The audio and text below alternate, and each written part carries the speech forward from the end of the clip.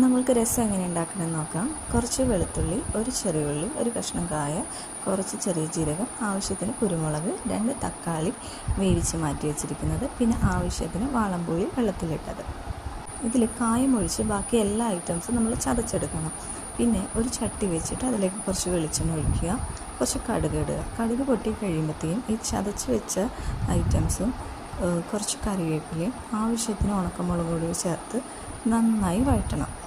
അതിലേക്ക് ആവശ്യത്തിന് ഉപ്പും കൂടി ചേർക്കണം. ഇതിൻ്റെ പച്ചമണം മാറുന്നവരെ നന്നായി വഴറ്റിയതിന് ശേഷം അതിലേക്ക് നമ്മൾ ആദ്യമേ ഈ വേവിച്ച് വെച്ചിരിക്കുന്ന തക്കാളിയിൽ അത് കൈകൊണ്ട് നന്നായി പിഴിഞ്ഞെടുത്ത് അതിൻ്റെ ആ തൊലിയെല്ലാം എടുത്ത് കളഞ്ഞതിന് ശേഷം ആ വെള്ളം ഈ വഴറ്റിക്കൊണ്ടിരിക്കുന്നതിലേക്ക് ആഡ് ചെയ്യുക.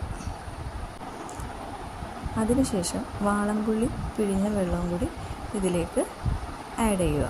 എന്നിട്ട് നന്നായി ഈ രണ്ടും ആഡ് ചെയ്തതിന് ശേഷം നന്നായിട്ട് മിക്സ് ചെയ്യണം.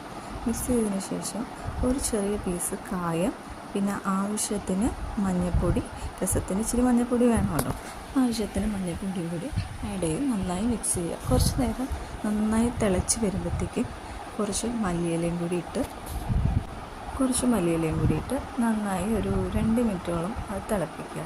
ഇത്രയേ ഉള്ളൂ, നമ്മൾ സിമ്പിളായ രസം റെഡിയാണ്. ഇതിന് രസത്തിൻ്റെ പൗഡർ മിക്സ് ഒന്നും ആവശ്യമില്ല. വീട്ടിലുള്ള കുറച്ച് ഐറ്റംസ് വെച്ച് നമുക്ക് സിമ്പിളാക്കി ഉണ്ടാക്കാൻ പറ്റുന്ന ഐറ്റമാണിത്.